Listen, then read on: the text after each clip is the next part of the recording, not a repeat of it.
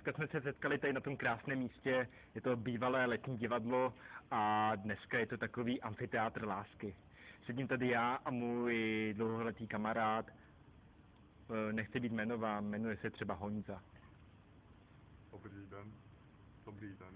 Dobrý den, Honzo. No dobrý den. Co pak? Co tady dneska děláte? Chtěl byste nám něco říct? To už máma mi vyhodila z baraku, jo? No, tak tady balím brka s tebou samozřejmě, že? Tady naši kínečku lásky.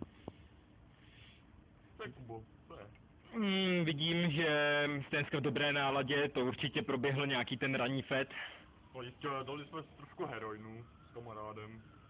Do toho jsme trošku přikořenili tím koksem, no, samozřejmě. To musí být, doopravdy. Zasypej se, pane.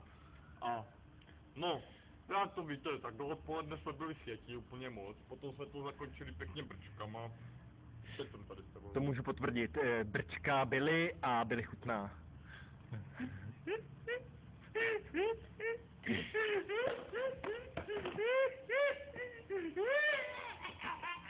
Právě vidíme takzvaný Honzův záchvat. Stává se to tak 3krát do hodiny, takže si na to třeba často zvyknete. Honzo, zkus se uklidnit. Pokračujeme v tom, proč jsme tady přišli. Ty jsi nás chtěl naučit balit marihuanu, je to pravda? Ano, vidíte, mám se na to zapomněl, to jsou ty moje dodávky. Tak to je ono, jo, ta zázračná bylina. Ano, to je ta zázračná bylina, vypěstovaná na mojí zahrádce, což i Václav Havel jí kusil, ještě by žil, potom na ní umřel samozřejmě, ano. Je to pravda, přehulil se. Ano, pořádně to čte s tím. Tak ano, dívejte, tu už asi půl hodiny bojuju s papírkama, ano. Zrovna teď se to povedlo vyndat. Co? Pane Kubislave, můžete mi pustit prosím vás filtrik? Hej ty starý nakomane, já nemám žádný filtr. Jak nemáš žádný filtr? To všechno musí být, ne? Tak já se kouknu do své kapsy a zatím budu natáčet Honzu, jak si dává peprně do nosu.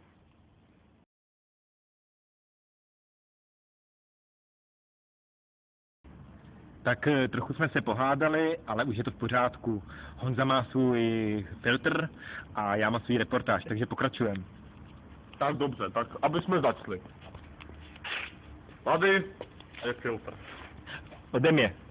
Filtr je udělaný z papírku, samozřejmě z normálního papíru, samozřejmě. Řekl bych, že to je kryt od OBCBček, ano. Bude to ten obal, že pane Kubo? Ano, je to on, já ho používám milé rád, protože mě se líbí, jak to barví. No jasné, barví to úplně výtečně, že samozřejmě. Ano, tady máme papírek, jo. Papír, takový průhledný papír, jo. Tak jo, tak tady si vlastně vezmeme tu svoji sklízničku. Ano, teďka to odneseme. Jo, jak na to bude. Tak vezmeme si takhle, sípneme si to tady, jo, takhle. Trošku to tam nahnojíme. Ano, takhle to posípeme. Tak, ono to občas aj spadne mimo, to nevadí, můžeme šetřit všechno. Pokud toho má člověk hromadu, tak i zrnku může upadnout. Tak jistě. A i stonky můžete vyhodit, ty nežerte, ty nejsou dobré. Ty stonky oni mají špatné na průjem, to je, víte jak. Můžete to zkusit lepší to, ano, tak tady se rolí, jo, dívejte. Takhle, teďka se to takhle chytí, takhle se teda točí. Já si to rád takhle lížu, víte, jak já to mám rád, když to lížu pořádně. Ano. Tak, ve většinou případech, vždycky jak balím tady s Viktorem, tak Viktor mi to vždycky skurví, vidíte, už se mi to utrhlo, takže můžeme od začátku. Jo? Takže, papírek rozbitý, víte, máme v tom moc praxi, když jsem byl na mistrovství České republiky balení brk první. Já jsem slyšel, že to bylo mistrovství České republiky, ale byly to závody v masturbaci. Honzo, mohl byste se nám k tomu vyjádřit? Já jsem slyšel, že vy v masturbaci podáváte velmi kvalitní výkony. Jednou jste dokonce přečil i takového slavného pana masturbátora, jako je pan Evžen Krakavec. Je to pravda? Ano, byla to vlastně akce v Brně. No, bylo to mistrovství České republiky samozřejmě. No, ale bylo to spojené, kdo dřív ubalí více brk, a přitom si musí ještě masturbovat, ano. No já jsem nastříkal tak 2 litry toho, jo. To potom tam všichni pili, ani nevěděli, co to pijou. Oni mysleli, že je to nějaký vaječný likér, víte. No dobře, tak postupíme dál, jo. Ty brka, no.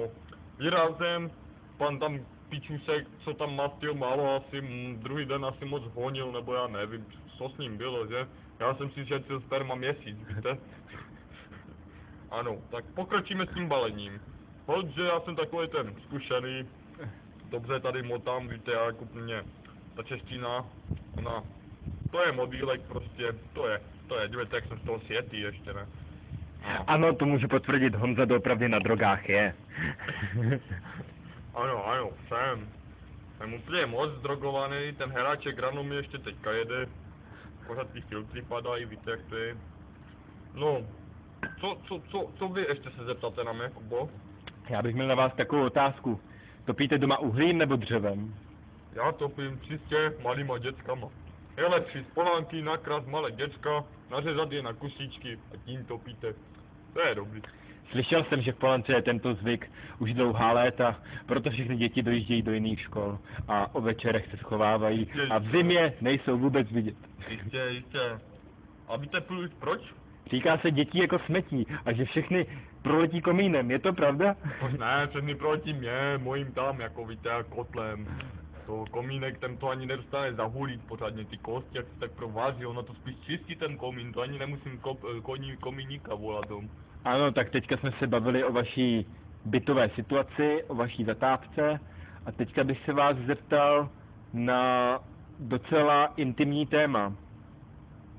Mohu se zeptat? Jistě, Kubo, ptejte se na všechno.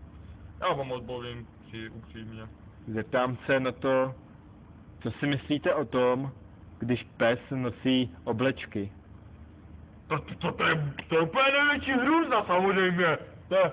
To Ježišimarja, psy a oblečky, co psi jsou snad jako lidi nebo co? To jako bych já chodil tady po venku po Ostravě na haty, já taky můžu říct, že jsem pes. A co? Slyšel jsem, že jste takhle se jednou už vypravil, na lehko se říká, že jste šel ven. No a jak jsem dopadl, na to oni mě ošukali do prdele, mám potrhané svěrače a co s tím? Já jsem myslel, že se k tomu nebudete chtít ani vyjadřovat. Když se mi chce srát, tak ani si nemůžu utřít prdel, protože to všechno leze, ani nečekám, to prostě přijde a mám to. Já nosím plínky osobně a nejlepší jsou Pampers. Oni jsou levné, jo, dobře měkoučké, na vajíčka taky takové jako dobrý. A čo, báby na to letí, no, doporučuji. Chtěl bys něco zkázat o své rodině, reportáž si bydlí už ke konci, vidím, že už brčko bude smotané. Tak počkejte, pane Kubo, to brčko ještě rozpalíme, jo? Podejte mi můj mok červený.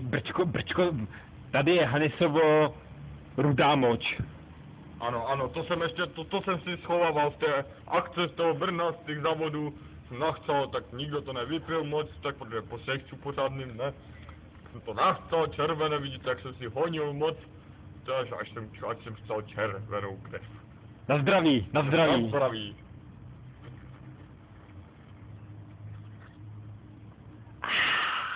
Tak štípe, tak píše. Čerstvě vychcané. Ty. To je unikát, to je takový ten archivní mok. Já bych šel na brčko tam. Ne, já bych šel tady na brčko, pane Kubo. Tady se mi to líbí. Tak ano, máme vlastně ubolené brčko. Chtěl si jich musí trošku přetahovat, ano. Tady se to vlastně podpálí na téhle straně, ano. Dávejte bacha, ať to nebuchne, bo ono to je občas hodně hořlavé. Ono to buchá, jak... Kolikrát se mi to stalo, že tu mám od toho Cepina. Cepina od dotníku.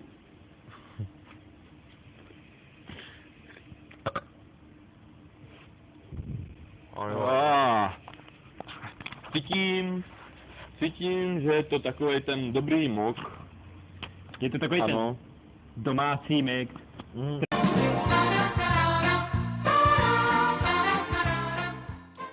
Dobrý den, ahoj. Ano, jak mimochodem teďka jsem moderátor já, jo. A budeme se tady tady pana Kuby, už se jmenoval samozřejmě, budeme mu říkat pan Rákosník, jo, protože on rád šuká malé děti v Rákosí, u rybníka v Polance. Dobře, tak pane Kubo, co mi řeknete na 14leté kluky? Jako já s nima mám takovou zkušenost, že ty kluci nad těch 13 let, ty 14 letý, jak se mi ptáte, ty už jsou takový vybíravý, jo? Jako je nemůžete už zbalit na takový ten starý způsob, když jste řekli, hele, pojď se mnou, mám tam karavan plný bonbonů a dám ti nějaký lídátko. Teďka na ty kluky musíte, mám trávu, mám pití, pokoupím ti pizzu, to už se nedá, jako, dřív to bylo jednoduchý. Řekl si, mám tady arabesky a každý si dal arabesky. Řekl si, mám tady slávy, každý si dal slávy. Ale dneska už ty mladí nejí ani bonbony. Mají rádi drogy a to se jim vůbec nelíbí. Ano, je to hrůza, ten svět jde dopředu, že hrozně, no, že oni mají radši už holky, že? Samozřejmě, pane Kubo. Jako já holky moc nemám v lásce. Měl jsem takový platonický vztah, takovou platonickou lásku s jednou spolužačkou. Ale to už je dávno. Ano, já mám vzpomínám rád se, že ta spolužačka mimochodem v Budějovicích leží na hřbitově pod jménem Anna Lipanská, ano, a bohužel už je asi 4 roky po smrti. Není pořád určeno, kdo ji zabil, ale my asi víme. Tak dále, pane Kubo, co vám říká slovo marihuana? Marihuana, to je droga. Já jsem marihuanu nebo takzvanou trávu v životě nekouřil, ani to nechci, ani s tím nechci začínat, protože člověk, co bere drogy, tak tomu chybí láska. Tomu chybí láska. Člověku, který bere drogy, chybí láska. Ano. A já mám lásky plné srdce, takže já drogy nepotřebuji. Ano, jistě. No jinak, jak vám to šmakuje? Je to takový ten podzimní sběr, jak se říká. Chutná mi to, je to doopravdy lahůdka. Jistě. Mimochodem, kouříme tady marihuanu. Marihuana, Cože? Ano. Tak, myslím, že tuhle reportáž skončíme, tam nám jde kamarád Viktor. Viktore! No zamávej nám! Viktore! Ale asi si nás nevšímá, on je zase v rauši. Vy to víte. Myslím, že tady krásně ukončíme nějakou písničku s beatboxem samozřejmě.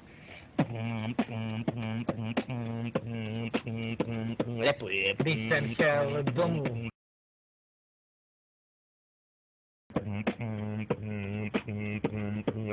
Když jsem šel domů, Ztratil jsem pravou botu, našel jí soused a hodil jí do kamen. Teďka nemám v čem chodit, mám každou botu jinou.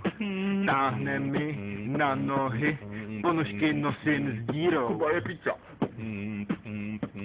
Peťák. Smárujem. Trávou se cpem.